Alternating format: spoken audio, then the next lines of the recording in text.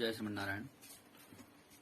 वट सावित्री निर्णय के संबंध में कई लोगों ने मुझसे प्रश्न किया था। बहुत सारे मैसेज फेसबुक पर, व्हाट्सएप पर मुझे प्रेषित किए गए थे। समयाभाव के कारण मैं शास्त्र प्रमाण देख नहीं पा रहा था। मैंने जल्दी में बहुत सारे पंचांगों को पलटकर देखा। किसी में 9 तारीख लिखा है, किसी में 10 तारीख लिखा है। ऐसे में बिना शास्त्रीय प्रमाण के निर्णय देना उचित नहीं था। आज मैंने धर्म सिंधु और निर्णय सिंधु को पलटकर देखा, समझा, उसके बाद अपना निर्णय प्रकाशित किया कि 9 जून को वट सावित्री व्रत करना चाहिए, 9 जून को वट सावित्री व्रत मानना चाहिए। समस्या यह हो जाती है कि लोग पूछते हैं, मुझसे पूछते हैं, मैं पढ़कर समझकर उत्तर देता हूं, फिर वो कहते हैं प्रमाण दो। अपना लेखन कार्य और संस्था के कार्य का भार इतना ज्यादा होता है कि मैं हर बात जितना मैं पढ़ा, जितना खोजा, समझा, उन सबको लिख के प्रमाण के रूप में एक व्यक्ति को प्रसारित करता रहूं, ये बड़ा मुश्किल है। तो मैं सबसे पहले अपनी ओर से निवेदन करना चाहूंगा, मैं प्रमाण देने से पीछे नहीं हट रहा हूं, लेकिन मैं अपने सब लोगों से, जो लोग मुझसे प्रश्न पूछते हैं, उनसे निवेदन करना चाहूंगा कि आस्थावान होकर के ही मेरे पास प्रश्न पूछें, क्योंकि मैं कुछ बोलता हूं तो शास्त्र प्रमाण को आधार करके ही बोलता हूं। आपको जिज्ञासा है जानने की, तो आपको भी चाहिए कि आप प्रश्न केवल पूछे नहीं, उसका उत्तर स्वयं भी खोजें, स्वयं भी ढूंढें, स्वयं भी समझें। आपने कुछ पढ़ा नहीं, आपने कुछ खोजा नहीं, आपने कुछ ढूंढा नहीं, कुछ ढूंढ के बता दे तो फिर उसके पीछे पड़ जाएगी, प्रमाण दो, प्रमाण दो। ये बहुत अनुकूल नहीं, बहुत उचित नहीं है। खैर, अब 2-4 लोगों ने कह दिया मेरे पास समयाभाव है, कल से मैं और इतना ज्यादा व्यस्त हो जाऊंगा कि 4-5 दिनों तक टाइम मिलने वाला नहीं। आनंद फानंद में अभी रात्रि में, अभी देखिए 11:29 हो चुके हैं। आनंद फानंद में मैं सब कुछ देखने के बाद फिर अभी वीडियो बना रहा हूं आप लोगों के लिए, ताकि इसका निर्णय हो सके और इसको प्रकाशित किया जा सके।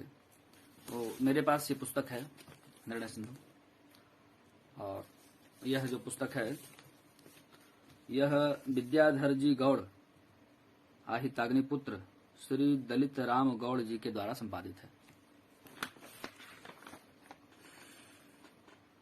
इस पुस्तक के पेज नंबर 205 में मैं इसका फोटो भी कमेंट में डालने का प्रयास करूंगा या वीडियो में ही लगाने का प्रयास करूंगा, जैसे भी इसका चित्र भी उपलब्ध कराऊंगा। पढ़ देता हूं मैं क्या लिखा है। सर्वप्रथम तो यह लिखा है कि वट सावित्री व्रत ज्येष्ठ मास की अमावस्या और पूर्णिमा दोनों ही दिन किया जाता है, दोनों ही बातें प्रचलन में है।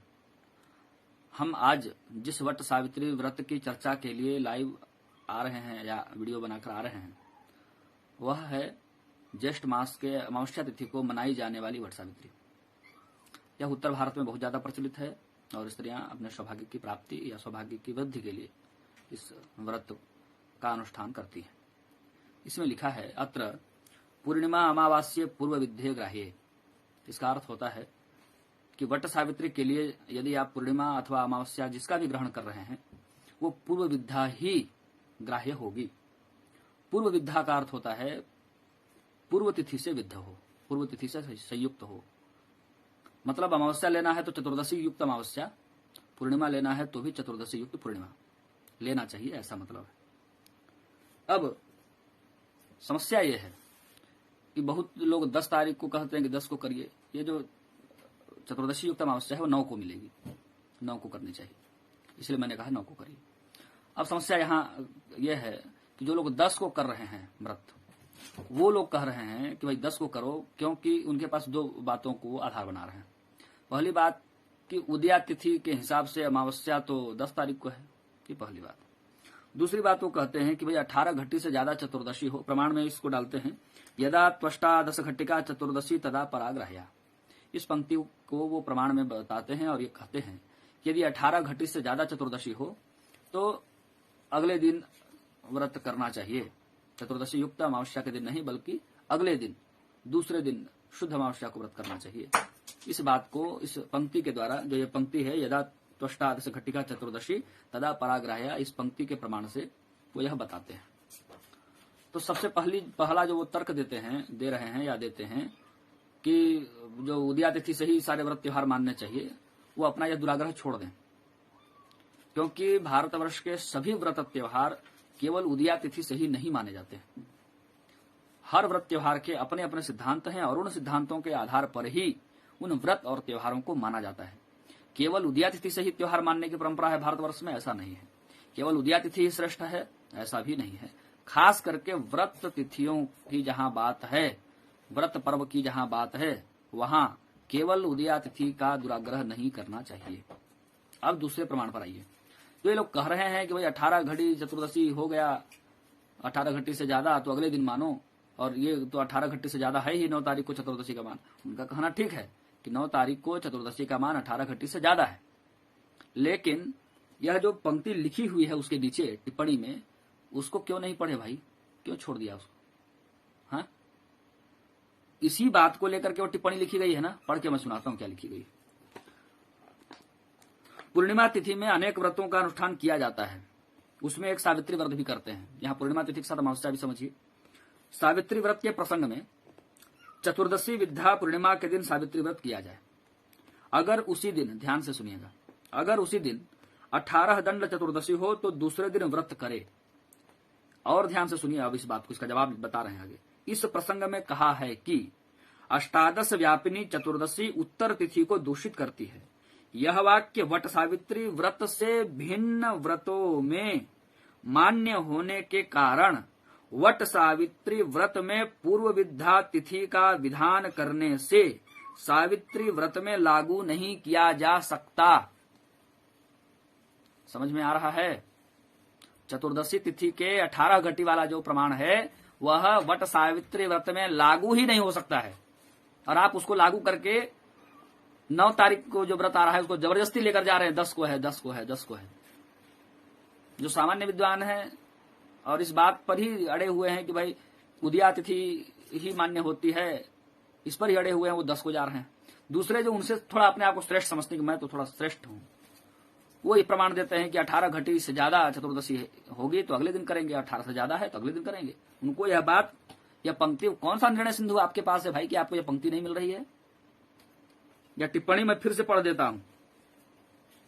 अष्टादश व्यापिनी चतुर्दशी उत्तर तिथि को दूषित करती है। यह वाक्य वट सावित्री व्रत से भिन्न व्रतों में मान्य होने के कारण वट सावित्री व्रत में पूर्व विद्या तिथि का विधान करने से सावित्री व्रत में लागू नहीं किया जा सकता। अर्थात वट सावित्री व्रत पूर्व विद्या ही ग्राह्य होती है। चतुर्दशी युक्त अमावस्या ही, चतुर्दशी युक्त पूर्णिमा ही वट सावित्री व्रत के लिए ग्राह्य होती है हमेशा। एक और निर्णय सिंधु है भाई, हो सकता है कि ये वाला निर्णय सिंधु आपको पसंद ना पड़े, कोई कुछ कहें कोई कुछ कहें। मेरे पास एक और निर्णय सिंधु है, वहां का भी प्रमाण दिखाता हूं। प्रमाणों में कोई कमी नहीं है। दूसरी जो निर्णय सिंधु है मेरे पास, वह नारायण राम आचार्य काव्य तीर्थ जी के द्वारा संपादित है। यह मेरे पास उपलब्ध है, पीडीएफ के रूप में उपलब्ध है। ये मैं फ्रंट कैमरा से रिकॉर्डिंग कर रहा हूं तो आपको उल्टा दिखाई पड़ेगा। मैं इसका कुछ छायाचित्र स्क्रीनशॉट लेकर के भेजने का प्रयास करूंगा। इसमें हम लोग आते हैं पेज नंबर 78 में, 80, 79 और 79, 80 में आते हैं। इसमें जो है सावित्री व्रत का निर्णय दिया हुआ है, उसको सुनिए। वही निर्णय है, निर्णय सिंधु में जो श्लोक का पीछे मिला था वही यहाँ मिलेगा। यह अन्य लेखक के द्वारा संपादित है, वो अन्य के द्वारा संपादित है। तो भाई मैं 2 निर्णय सिंधु का प्रमाण दे देता हूं, दोनों का संपादन अलग अलग है। कहीं ये हो कि उन्होंने कह दिया तो उनकी बात नहीं मानेंगे, तो भाई इनकी बात देख लो, इस उद्देश्य से मैंने इनका दिया है। तो देखिए क्या कहते हैं। इसमें भी यही कहा गया है,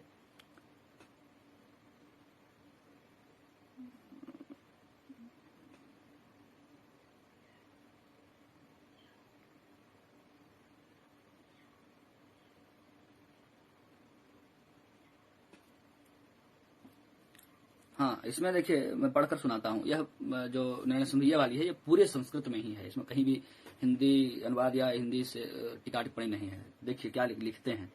इसमें कह रहे हैं कि हाँ, ज्येष्ठ शुक्ल चतुर्दश्याम सावित्री मर्चयंतीयाः वटमूले सोपवासा नता वैधव्यमाप्नुयुः। सावित्री व्रत के संबंध में बता रहे हैं। और इति पराशरोक्ते चतुर्दश्याम प्रदोषे व्रतम, वट सावित्री के संबंध में जो व्रत होगा वह चतुर्दशी तिथि को ही होगा, यह पराशर का वचन है। दिनद्वये तद व्याप्तौ परैवेत्याहुः तन्निर्मूलम। जो लोग यह कहते हैं कि 2 दिन यदि अमावस्या हो जाए तो दूसरे वाले अमावस्या को करो, यह वचन निर्मूल है, इसका कोई आधार नहीं है, इसको नहीं मानना है। फिर आगे भी सुनिए। अत्र पूर्णिमा अमावास्ये पूर्व विद्धे ग्राह्ये। इस व्रत के लिए जो अमावस्या का ग्रहण होगा वो पूर्व विद्या अमावस्या होनी चाहिए, मतलब चतुर्दशी युक्त अमावस्या होनी चाहिए, उसी का ग्रहण यहां होगा। एक श्लोक भी बता रहे हैं, भूत विद्या न कर्तव्या अमावस्या च पूर्णिमा वर्जयित्वा नरश्रेष्ठ सावित्री व्रतम उत्तमम। अब ये श्लोक का अर्थ भी कुछ लोग गलत लगा देते हैं। इसमें जो कहा है कि भूत विद्या न कर्तव्या, कहते हैं कि इसमें तो कह रहा है कि भूत विद्या नहीं करना है, पूर्व विद्या जो अमावस्या है उसको नहीं करना है, ऐसा कह रहे हैं। भैया पहले पूरा श्लोक पढ़ो, ठीक से पढ़ो, उसके बाद उसका अन्वय करो। मैं करके दिखा देता हूं। कह रहे हैं भूत विद्या न कर्तव्या अमावस्या च पूर्णिमा वर्जयित्वा नरश्रेष्ठ सावित्री व्रतम उत्तमम। इसका अन्वय करते हैं। भो नरश्रेष्ठ उत्तमम सावित्री व्रतम वर्जयित्वा भूत विद्या अमावस्या पूर्णिमा च न कर्तव्या। भूत विद्या का अर्थ है पूर्व विद्या, यानी चतुर्दशी युक्त अमावस्या या पूर्णिमा को सावित्री व्रत न करके आप अमावस्या वाला पूजा या पूर्णिमा वाला पूजा मत कीजिए। अमावस्या को जो स्नान दान पूजन करते हैं वह पूजन मत कीजिए यदि वह वट सावित्री वाला अमावस्या है, चतुर्दशी युक्त अमावस्या है। चतुर्दशी युक्त अमावस्या प्राप्त होता है तो सबसे श्रेष्ठ ज्येष्ठ मास में यदि चतुर्दशी युक्त अमावस्या प्राप्त होता है तो वह बहुत उत्तम है, बहुत श्रेष्ठ है। उस दिन सावित्री व्रत है, वट सावित्री व्रत है, उसको करिए। आप चतुर्दशी युक्त अमावस्या के दिन वट सावित्री व्रत नहीं कर रहे हैं, उसको छोड़ दिए और उसको त्याग करके आप अमावस्या वाला पूजन कर रहे हैं, वह गलत है। तो चतुर्दशी युक्त अमावस्या के दिन अमावस्या वाला पूजन के लिए मना किया है, वट सावित्री के लिए मना नहीं किया है। वट सावित्री तो उसी दिन करना है। अच्छा, इस बात पे यदि संशय हो तो मैं इनका प्रमाण दे सुनाता हूं। इन्होंने स्पष्ट भी इस बात को लिखा है। देखिए क्या कहते हैं। 18 घटी वाले हैं ना, जो बोल रहे हैं कि 18 घटी चतुर्दशी होगी, 18 घटी से ज्यादा चतुर्दशी होगी तो अगले दिन करना है, उनको स्पष्ट जवाब यहाँ दिए हैं। वो तो मैं इस निर्णय सिंधु से भी सुनाया हिंदी भाषा में, यहाँ संस्कृत भाषा में साथ में लिखा हुआ, अलग से नहीं, साथ में मेंशन किए। कहते हैं यदा तू 18 घटिका चतुर्दशी तदा पराग्राह्या। ये एक नियम है ना। इसके बारे में बताते हैं कि वस्तुतस्तु वास्तव में क्या है कि भूतो 18 नाड़ी भी दूषत्युत्तराम तिथिम। यदि 18 घटी से ज्यादा चतुर्दशी हो जाए तो वो अगली तिथि को दूषित कर देती है। इत्यस्य व्रतांतरे, यह जो नियम है वो अन्य व्रतों के लिए है। सावकाशत्वाद विशेष प्रवृत्त पूर्व विद्या विधायक वचनेन, जैसा कि यहां पहले ही निर्देश कर दिया गया है कि सावित्री व्रत पूर्व विद्या ही ग्रहण करना चाहिए, मतलब चतुर्दशी युक्त अमावस्या को ही सावित्री व्रत करना चाहिए, वो पहले ही कह दिया गया है। उस वचन से तस्य बाधाद 18 नाड़ी वेधेपि, ध्यान से सुनेंगे, 18 नाड़ी वेधेपि पूर्वैवत्येयम पंथाः साधु। 18 घटी से ज्यादा चतुर्दशी होने पर भी चतुर्दशी युक्त अमावस्या को ही वट सावित्री व्रत करना है, यही सही है। ऐसा स्पष्ट शब्दों में लिखा हुआ है निर्णय सिंधु में। अब एक और सबसे ज्यादा धर्म संबंधी निर्णयों के लिए प्रचलित और प्रामाणिक ग्रंथ है धर्म सिंधु। वहां भी चलते हैं, क्या कहता है धर्म सिंधु। आइए चलता हूं। ये मेरे पास धर्म सिंधु है। यह श्री वशिष्ठ दत्त मिश्र धर्म शास्त्राचार्य जी के द्वारा संपादित है। यह काशी हिंदू विश्वविद्यालय के भूतपूर्व धर्मशास्त्र के प्राध्यापक रहे हैं और इसमें सुदामा मिश्र शास्त्री जी की भी टिप्पणी है इस धर्म सिंधु में। हम चलते हैं वट सावित्री वाला जो पृष्ठ है, पेज नंबर 103। हिंदी भाषा में सरल शब्दों में क्या लिखा हुआ है। चतुर्दशी 18 घटियों से पर तिथि को दूषित करती है। यह वचन सावित्री व्रत को छोड़कर अन्य व्रतों के लिए जानना चाहिए। सावित्री व्रत के उपवास में 18 घटी से विद्या का भी ग्राह्य है। अब यहां पर आप स्पष्ट हो चुका है कि वट सावित्री व्रत में उदया तिथि वाले अमावस्या की जरूरत नहीं है, पहली बात। दूसरी बात, चतुर्दशी युक्त अमावस्या को ही वट सावित्री व्रत का पूजन किया जाता है। और तीसरी बात, 18 घटी से ज्यादा भी चतुर्दशी का मान होगा तो भी चतुर्दशी युक्त अमावस्या के दिन ही वट सावित्री का पूजन करना चाहिए। यह निर्णय शास्त्रों में दिया हुआ है। शास्त्र को नहीं पलट के देखना है, अपने मन से जो मन में विचार बैठ चुके हैं, जितना पढ़ते समय मन में नियम बैठ गए, उसी नियम को हमेशा लागू करना है। भैया जय श्री नारायण। मुझे जो बताना था शास्त्र के हिसाब से मैंने बता दिया। शास्त्र की बातों को ही मैं हमेशा आप लोगों के सामने रखता हूं, और शास्त्र ही सत्य होता है। कोई व्यक्ति सत्य नहीं है, कोई पंक्ति सत्य नहीं है, किसी का लिखा हुआ कहा हुआ सत्य नहीं है। शास्त्र में कोई वचन है तो वही सत्य है। इसलिए मेरा आधार हमेशा शास्त्रीय आधार होता है। पढ़ने के बाद मैंने निर्णय दिया, उसके बाद भी कुछ को संतोष नहीं हुआ, प्रमाण दीजिए, तो मैंने प्रमाण भी विस्तार से दे दिया है। अब आप भी स्वयं जो है पीडीएफ गूगल पर भी उपलब्ध है, देख सकते हैं, खोज सकते हैं। पुस्तक भी विद्वानों घर में होता है, वहां भी मांग सकते हैं, देख सकते हैं, समझ सकते हैं। और मैं अंतिम निर्णय पर ये पहुंचा हूं, और यही शास्त्रीय निर्णय है कि 9 तारीख को 9 जून को ही वट सावित्री का व्रत करना चाहिए। मुझे आशा है आपकी सभी शंकाओं का समाधान इसमें हो गया है। जय श्री नारायण।